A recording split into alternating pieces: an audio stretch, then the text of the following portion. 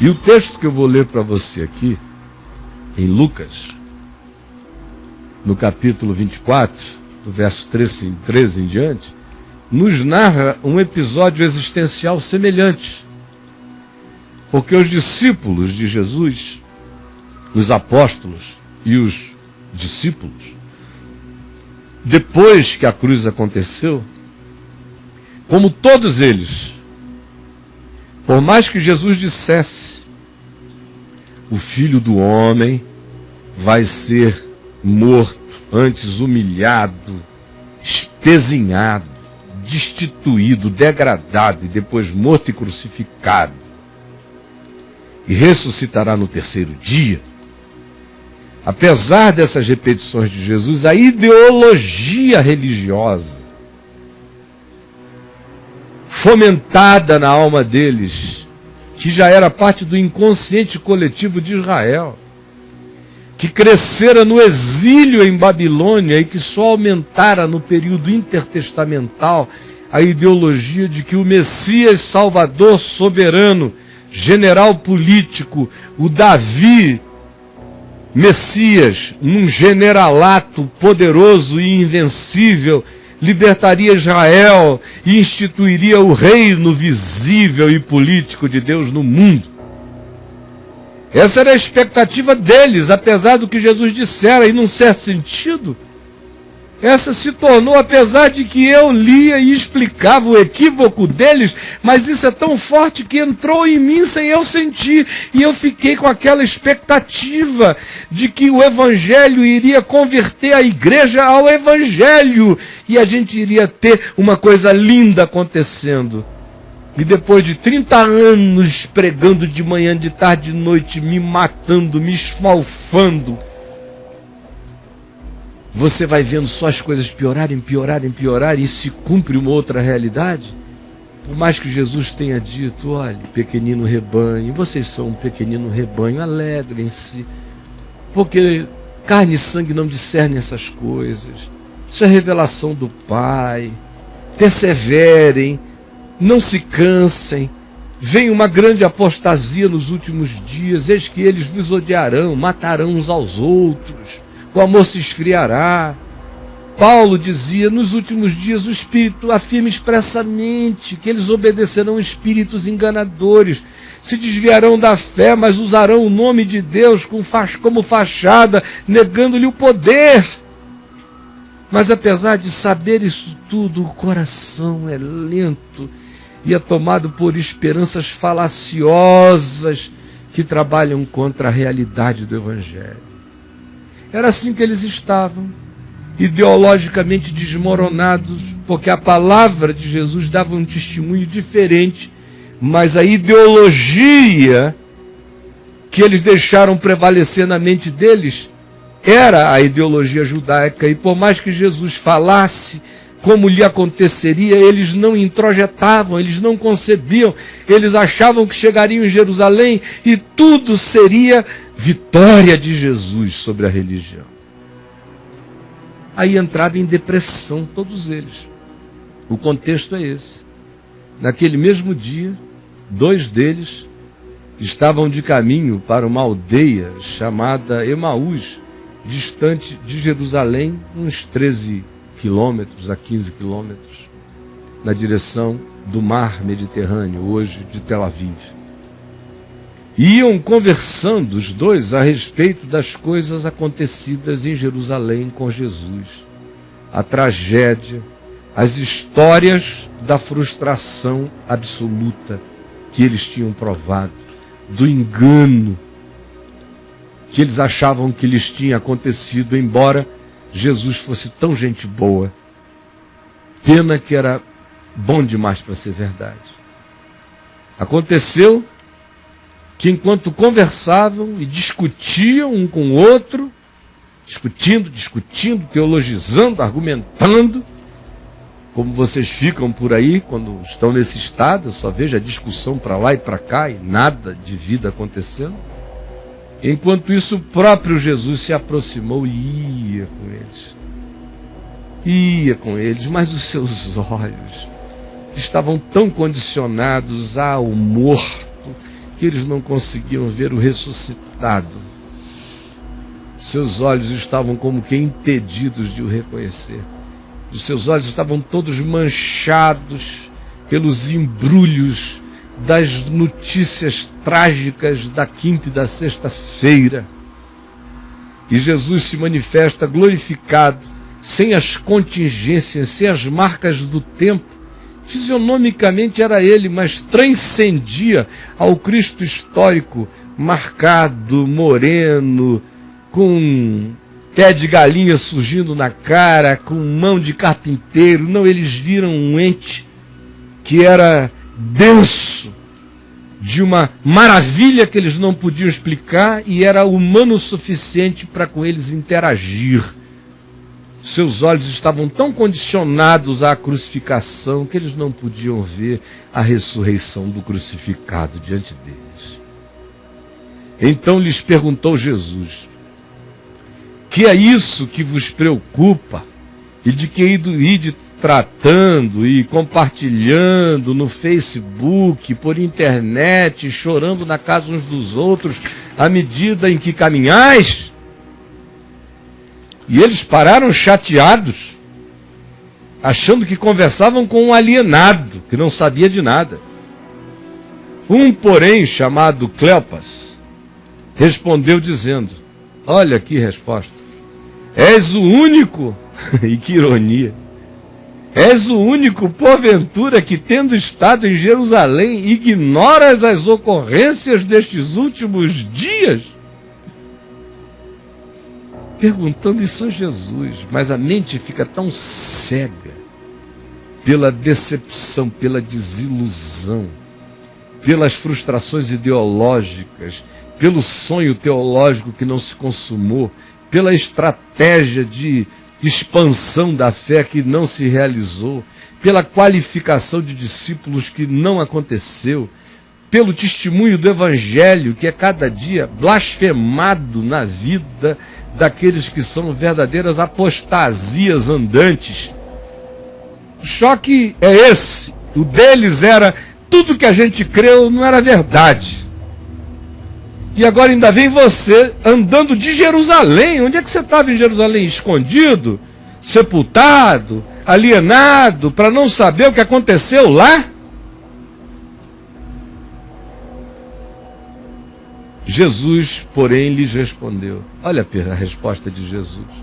É uma ironia linda. Que ironia divina, maravilhosa. Quais? És o único, porventura, que tendo estado em Jerusalém, ignoras as ocorrências desses últimos dias? E Jesus lhes respondeu: quais? Vocês estão falando de quê? Aí eles explicaram. As notícias de sexta-feira.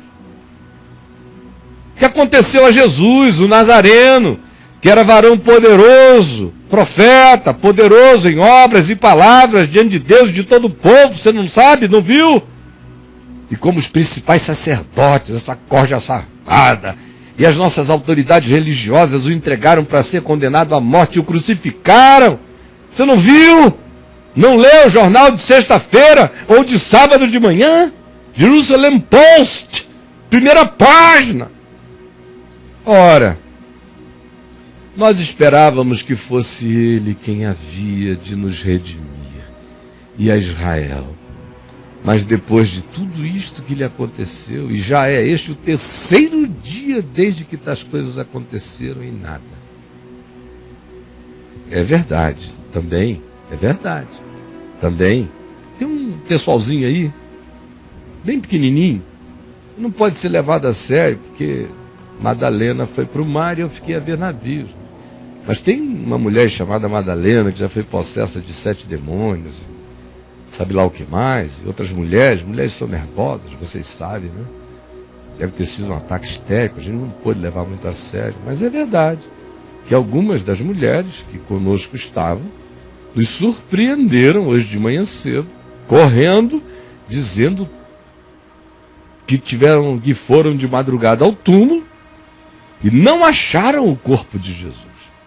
E voltaram correndo, dizendo terem tido uma visão de anjos, os quais afirmaram a elas que ele está vivo.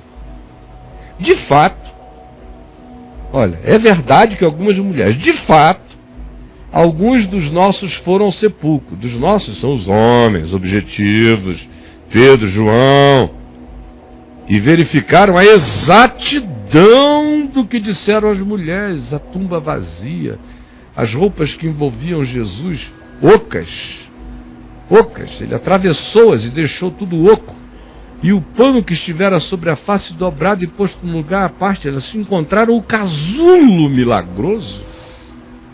Ele não se debateu, atravessou, de fato, eles voltaram dizendo que viram isto.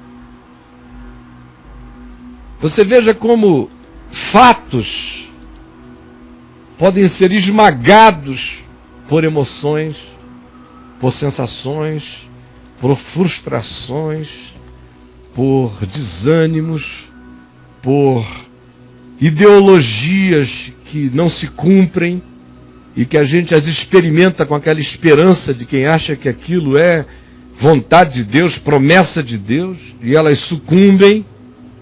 Podem produzir no coração da gente coisas que nem os fatos desmontam, nem os fatos dissolvem. Até os fatos ficam relativizados por esse torpor da desesperança que tomou conta do coração, como você, que vem aqui cheio de todo esse desânimo de Cleopas, do outro, dos discípulos, frustrado, o evangelho não aconteceu, dialoga com Jesus e não percebe, a presença dele está aqui todo dia, toda hora, e você não discerne, fica ainda agarrado a falsas esperanças, vê o testemunho de gente sincera dizendo, eu vi, ele está vivo. Tem o testemunho de amigos que começam a dizer, ele está vivo. Mas o coração continua tomado pelas nuvens densas da frustração que matou no coração a esperança do Evangelho, porque o indivíduo, ao invés de crer no Evangelho, creu na sua ideologia, na sua fanfarrice, colocou fé na sua fé e apostou nos seus caprichos. E aí entra nesse estado, que é o estado de muitos aqui. Jesus então lhes disse, e diz a você agora, ouça, nécio, insensato, atrasado de coração, de sentimentos embotados, quanto a crer em tudo que a palavra de Deus pelos profetas já dissera. Porventura não convinha que primeiro o Cristo padecesse e que depois entrasse na sua glória? Não foi isso que eu também anunciei a vocês? E começando no Velho Testamento por Moisés, tudo de cabeça, claro, foi discorrendo por todos os profetas, expunha-lhes o que a seu respeito constava em toda a palavra, como era necessário que o Cristo padecesse e entrasse na sua glória. Quando se aproximaram da aldeia para onde iam, fez Jesus menção de passar adiante, mas eles o constrangeram, que é a palavra grega para febre aqui no caso. A palavra constrangeram aqui eles se aproximaram dele, tentando provocar nele aquela febre da estada, como se ele estivesse febril. Não vai não será bom para ti. Foi um constrangimento, como quem acolhe alguém que precisa descansar, quando na realidade eles é que precisavam do descanso que aquela presença lhes trazia. Eles o constrangeram dizendo, fica conosco, porque é tarde e o dia já declina. Aí Jesus entrou para ficar com eles. E aconteceu que quando estavam à mesa, tomando Jesus o pão, o abençoou, e tendo-o partido, lhes deu. E então, quando eles viram aquele gesto, aquele movimento, os olhos deles se desembotaram. E eles viram, e o reconheceram, mas ele então desapareceu da presença deles. Eles teriam que aprender a andar com ele em espírito e em verdade.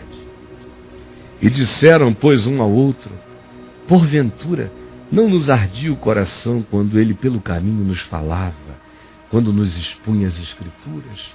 Como vem acontecendo com você todo esse tempo aí caminhando, lutando contra o Evangelho, se agarrando às suas mágoas e frustrações, mas você tem que admitir que dia a dia aqui o seu coração tem ardido quando ele, não eu, anuncia a palavra que pelo Espírito Santo chega até você. E na mesma hora, levantando-se, voltaram para Jerusalém, onde acharam reunidos os 11, outros com eles, os quais diziam: o Senhor ressuscitou e já apareceu a Pedro. Então os dois contaram o que lhes acontecera no caminho, e como fora por eles reconhecidos no partir do pão. E é nesse ajuntamento agora, de os pouquinhos começando a dar testemunho da ressurreição do Jesus vivo, que a bomba vai crescendo para explodir em graça, em nome de Jesus. Senhor, que a tua palavra tenha chegado aonde cada um está, e conforme a necessidade de cada um, ela realize o que cada um precisa agora, para a cura de muitas almas amarguradas, para a cura de muita gente sofrida, para a cura de muita gente decepcionada. Dá que os corações se abram e que todo mundo vomite o que seja verdade para ficar limpo no coração e ser restaurado no teu amor, para provar de novo a alegria da salvação e o poder da ressurreição e essa existencialidade que ninguém pode fazer parar, porque ela é poderosa. E esse irmão de vocês que fala com vocês sabe disso. Eu sei a força que esse poder da ressurreição tem, de tirar você dos seus cansaços e desânimos e desistências de tudo mais profundas e colocar você em pé, revirginado no amor e na esperança. Quanto mais velho vai ficando, mais denso de fé, de convicção, de inabalabilidade no amor dele, você vai se tornando e recebendo. Você quer isto para você? Então abra o coração e me responda, me diga, em nome de Jesus. Botem a pergunta aí, por favor, rápido, rápido, rápido. Eu quero que você me responda. A falência espiritual da igreja tem desanimado sua fé em Jesus e no Evangelho? Me responda.